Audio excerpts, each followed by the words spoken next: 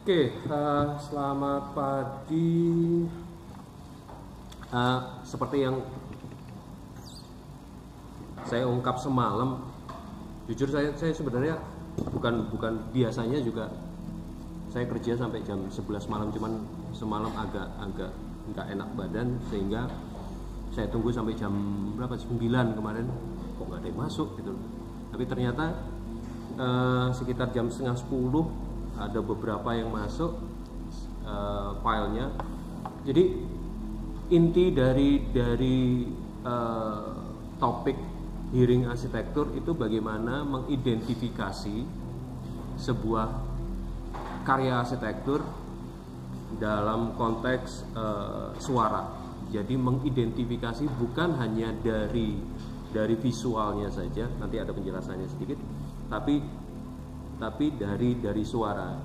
Saya coba beberapa kelompok, nanti silakan diduga saja kira-kira posisinya atau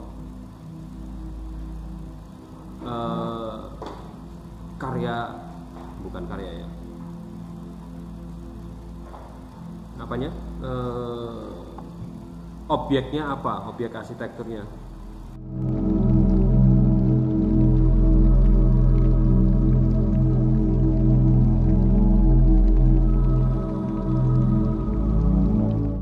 Kondisi di sekitarnya itu sebenarnya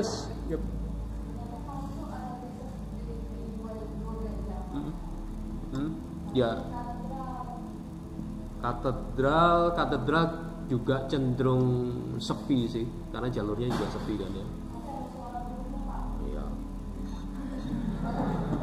Nggak kalau katedral saya paham gitu loh, jam-jamnya kapan rame. Kalau kalian kesana hari Minggu pagi, ramenya minta ampun. Tapi ketika masuk langsung sepi, karena itu juga salah satu bahasan ya. Saya coba compare dengan yang kemarin yang di Indralaya. Di Indralaya rata-rata justru tempat peribadatannya jadi masjid agung diambil, kemudian masjid Taqwa, dan satu masjid yang di Indralaya. Di Masjid Agung dia posisinya yang sisi LRT, dekat bundaran Masjid Agung.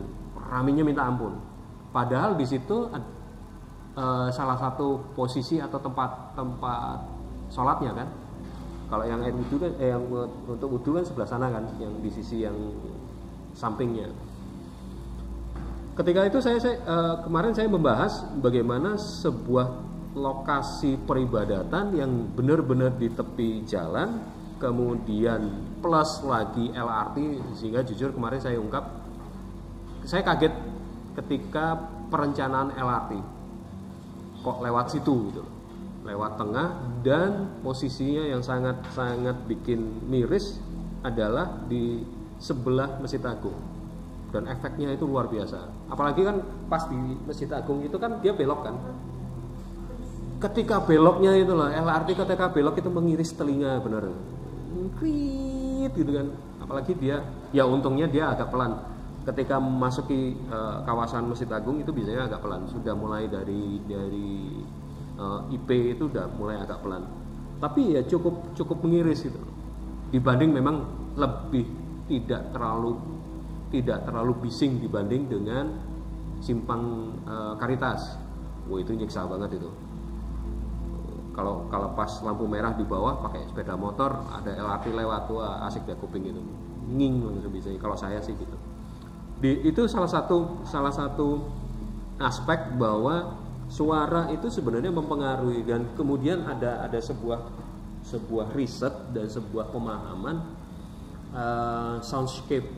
Jadi yang menimbulkan efek terhadap lingkungan sekitarnya, itu yang kadang atau bahkan tidak diperhatikan di dalam sebuah proses perancangan. Katakanlah Masjid Agung dengan konsep yang terbuka, memang sebuah masjid vernakular terbuka, dan kelanjutannya pengembangannya juga lebih condong terbuka dan open plan. Ya namanya masjid kan mesti open plan. Tapi kemudian tidak diantisipasi keramaian di posisi posisi jalannya. Bandingkan dengan yang tadi, kalau ada katedral, ada Ati Kudus, gereja katedral dan Ati Kudus, katedral yang ada di Kambang Iwa, Ati Kudus yang ada di sekitaran sebelah Dinda dan segala macam. Itu cenderung kalau di dalam gerejanya cenderung agak kedap. Meskipun kalau ibadat di Ati Kudus minggu pagi atau sore itu cukup ramai jalannya. Kenapa? Karena dindingnya, dan memang konsep sebuah gereja itu lebih tertutup dibanding masjid. Dan ini yang dibahas di tulisan ini, itu bagaimana, terutama ini ya, sound is integrated part of everyday life. Jadi memang sudah menjadi bagian dari kehidupan, tapi kemudian bagaimana suara tersebut masuk ke dalam arsitektur. Dan itu yang perlu menjadi pertimbangan, sehingga dari kasus ini, dari tugas ini, saya sih mengajak Anda untuk melihat atau memperhatikan sebuah karya arsitektur, objek arsitektur amatan kalian, terhadap tidak hanya bentuknya, tapi suara-suara di sekelilingnya. Tadi ada yang menarik disampaikan. Di katedral ada suara burung. Kenapa ada suara burung? Cukup riuh gitu ya. Karena di sekitarnya di Kambang Iwa itu pepohonan cukup masih ada gitu, dan cukup rimbun gitu. Itu yang membuat suasana. Salah satu tujuan dari tugas ini bagaimana tidak hanya mengidentifikasi atau tidak hanya memperhatikan karya arsitektur terhadap lingkungan, tapi bagaimana kemudian suara itu memunculkan suasana di karya arsitektur. Di sisi lain, sebenarnya sebuah bunyi, apalagi kemudian bunyi itu dikomposisi menjadi sebuah musik, itu punya keterkaitan yang sangat erat dengan arsitektur sebenarnya. Seperti yang diungkap Goethe ini, musik is liquid arsitektur. Musik sebenarnya punya komposisi yang bisa dipertanggungjawabkan secara arsitektural. Di sisi lain, arsitektur is a frozen musik, musik yang komposisi musik yang beku, yang diam, yang statis. Di sisi lain, musik itu dengan bunyi-bunyian yang dikomposisikan supaya menjadi sesuatu yang indah, itu sebenarnya punya pertanggungjawaban secara arsitektural. Pertanggungjawaban arsitekturalnya seperti apa? Di video ini silakan kalian nanti cek di YouTube atau nanti saya share aja. Mbak Imelda Rosalin ini itu memang dia musikus. Ini kakaknya D. Lestari kalau tahu, dan satu keluarga memang musikus. Dia tidak hanya seorang pemusik, tapi juga seorang arsitek dan cukup banyak aktivitas seni lainnya. Dia berpendapat bahwa ada kesetaraan antara musik dan arsitektur, bahwa materi solid, material pembentuk arsitektur. Setelah UTS kita akan bahas tentang elemen-elemen pembentuk ruang, pembentuk kubahan bentuk, itu bagaimana, itu yang akan kita bahas. Itu punya kesetaraan. Materi solid, material bangunan itu setara dengan getaran atau gelombang, yang kemudian ketika dikomposisikan menjadi sebuah lagu, sebuah bunyi dan segala macam, itu sama dengan komposisi massa di dalam arsitektur. Kalau bicara di arsitektur itu bicara ruang, sedangkan musik bicara tentang waktu, ada tempo dan segala macam. Ini yang kemudian kalau dikomposisikan semuanya di dalam musik menjadi lagu, di dalam arsitektur menjadi bangunan yang kita bisa lihat secara visual. Sedangkan musik kita bisa dengar. Ini yang kaitan erat antara musik dan arsitektur. Kenapa demikian? Kemudian ada bisa nanti di semester mungkin di semester atas, di semester berikutnya ada yang disebut dengan konsep arsitektur. Banyak sekali konsep-konsep arsitektur itu yang bisa dibangun dari sebuah komposisi musik. Saya bolak-balik mendorong mahasiswa tugas akhir terutama untuk membuat konsep arsitektur itu terkait dengan sebuah lagu. Contohnya itu banyak sekali. Tapi sampai sekarang belum ada yang berani sampai ke situ, sampai ke mengolah konsep arsitektur terkait dengan sebuah lagu atau sebuah komposisi musik. Sebenarnya contohnya banyak, dan studi presidennya, studi bandingnya itu cukup banyak yang bisa dilakukan. Tapi di sisi lain, kalau mau dikomparasi lagi antara musik dan arsitektur, kita bisa melihat bahwa kalau di dalam musik, saya nggak tahu dari sekian banyak siapa yang bermain musik, ada yang kemudian disebut dengan not balok atau not campah gitu istilahnya.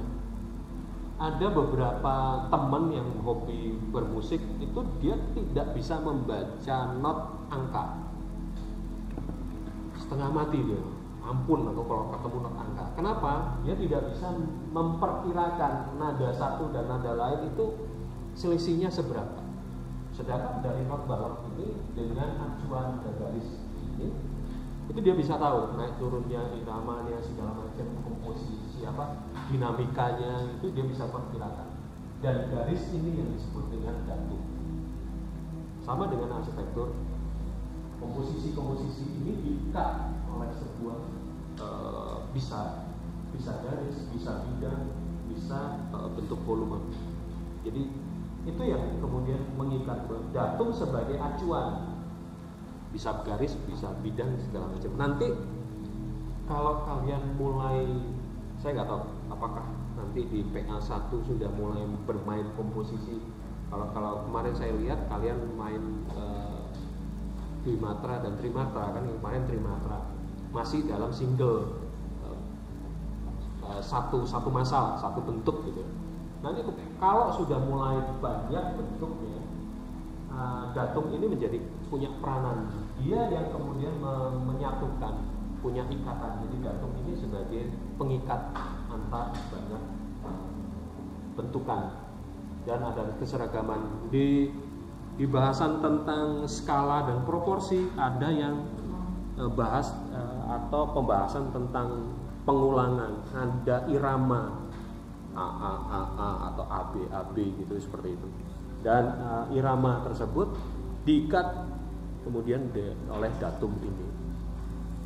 Sebenarnya itu yang inti dari hearing arsitektur atau mendengar arsitektur. Satu sisi bagaimana sebuah lingkungan di sekitar karya arsitektur itu menambah suasana di dalam arsitektur, di sebuah karya tersebut. Jadi kita tidak hanya memahami karya arsitektur hanya dari bentuknya saja, tapi bagaimana kemudian bunyi-bunyian itu menambah suasana, sehingga ada beberapa elemen-elemen yang kemudian biasanya ditambahkan oleh seorang arsitek. Contoh,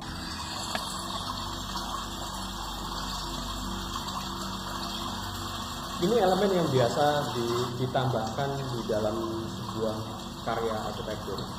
Jadi elemen suara air. Kalau kalian perkirakan, ini suara air kamar mandi kah? Air apa?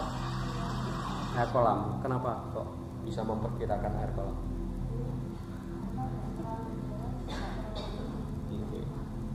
Ini posisinya saya ambil di rumah dan di teras belakang. Di teras belakang saya bikin kolam ikan kecil gitu, dan saya coba rekam. Kenapa saya perlu menambahkan itu? Karena nggak tahu, saya itu paling tidak bisa dalam suasana yang benar-benar hening gitu. Jadi ini kolam, kemudian teras, sebelahnya kamar tidur, dan di depan kamar tidur itu ruang kerja saya. Jadi selalu ada suara, minimal ada suara gemercik air. Itu yang kemudian menambah suasana, dan kaitannya dengan mendengar arsitektur itu pertama. Jadi suara-suara di sekitar yang dipahami menjadi soundscape ini, itu dipahami sebagai sebuah keindahan tersendiri, keindahan yang berdasarkan suara-suara yang di lingkungan. memperkuat keindahan bentuknya. Di sisi lain, itu yang pertama. Yang pertama adalah yang tentang suara lingkungan. Yang kedua, ini sebenarnya suara yang kemudian dikomposisikan menjadi sebuah musik itu menjadi dasar dalam sebuah proses perancangan, sebuah karya perancangan untuk membuat konsep dan segala macam. Sebenarnya dari identifikasi kemarin itu tujuan utamanya yang coba saya munculkan, karena akan berkait dengan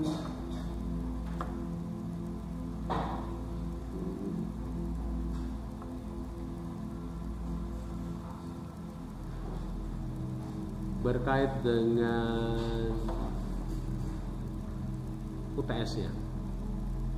Di minggu depan kalian kan sudah masuk ke ujian tengah semester, dilakukan secara mandiri, personal. Kemudian bisa menggunakan karya arsitektur yang dikunjungi di tugas sebelumnya, tugas survei kemarin kalian. Caranya bagaimana? Kalian coba mengidentifikasi secara visual dalam pengertian masuk ke dalam pemahaman Vitruvius. Kegunaannya apa? Kekokohannya bagaimana? Dan keindahan secara visual. Keindahan visual kan kemarin sudah dijelaskan, ada proporsi, ada irama, dan ada warna, ada ornamen dan segala macam. Plus hasil dari minggu ini, hasil dari kalian coba mendengar di lokasi. Kalian coba definisikan dan kemudian menjawab ini. Apa dan bagaimana keindahan, fungsi, dan mungkin nanti mau ditambahkan kekokohan silahkan, yang terbentuk dari kasus amatan baik secara visual maupun secara audio, secara yang kalian dengar. Kalian bisa masuk mungkin ke pemahaman audionya, komposisi bangunan terhadap sebuah komposisi musik, atau mau di-compare atau mau disandingkan seperti itu, atau mau lihat keindahannya dari suara lingkungannya, bisa sedikit. Atau kasus umpamanya kasus Masjid Agung umpamanya, secara keindahan bentuk seperti ini, tapi ternyata ada gangguan, mungkin suara itu menjadi gangguan, jadi tidak indah dan segala macam. Bisa ke arah sana. Jadi itu maksudnya kenapa bunyi menjadi pembanding, supaya tidak hanya fokus pada visualnya saja. Tidak hanya fokus pada visual, atau kemudian juga mendorong kalian untuk juga memahami bahwa sebuah karya arsitektur itu bisa ditelaah atau bisa dilihat, dianalisis secara teori musik. Saya nggak tahu dari sekian banyak siapa yang secara aktif bermain musik, tak main band, tak memang suka nyanyi dan segala macam. Ini kayaknya bisa menjadi salah satu entry point kalian masuk memahami arsitektur. Ada pertanyaan dulu? Silakan.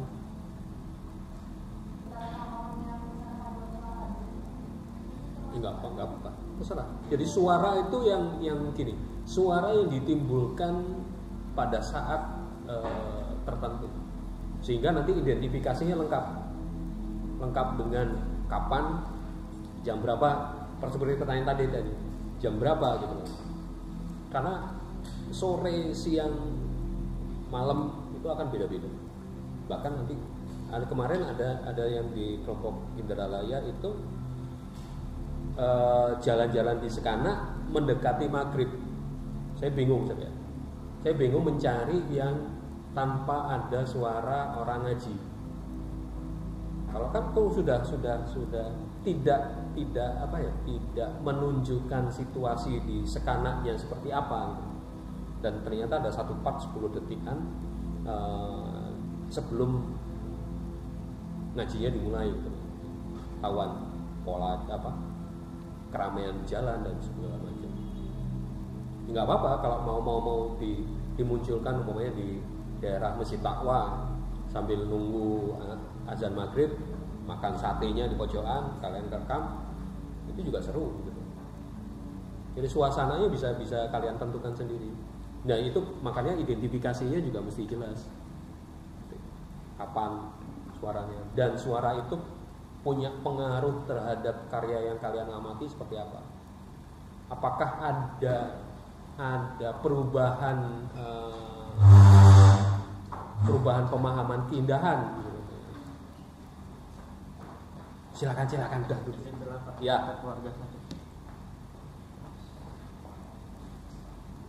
Jadi itu ya. Jadi lebih ke suara yang coba kalian tangkap dan kalian tentukan apakah kemudian menambah suasana tertentu di dalam amatannya. Saya nggak tahu ya, baik kampus Indralaya maupun kampus Palembang ternyata angkatan ini angkatan yang sangat religius gitu. Saya sih berharap ada kafe, mungkin saya yang terlalu nakal apa gimana saya. Ada kafe, ada apa itu, atau minimal McD itu, membandingkan antara McD dan sebuah kafe itu. Musiknya beda banget. Dan itu ternyata memang disengaja. Kalau kalian ke KFC yang ada di Merdeka deh.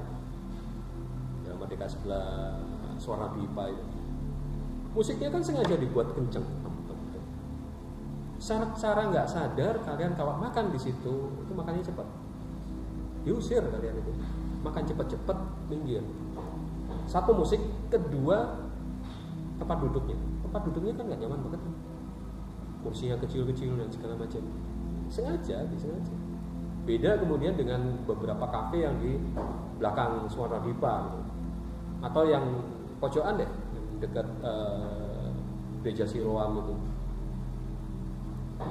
Itu kan kursinya enak. Musiknya juga musik yang bukan, ya kalau malam musiknya ya acep-acep dikit lah. Tapi yang sore musik yang slow dan segala macam. Sengaja dibuat kalian relax. Efeknya apa? Harga makanannya beda.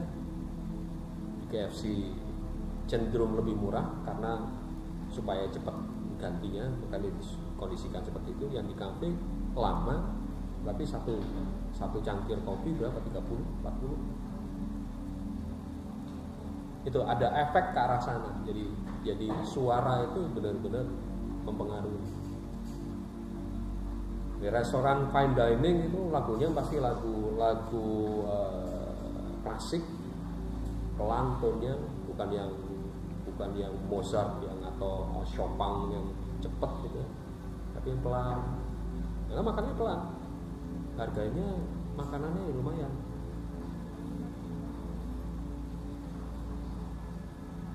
Gitu ceritanya.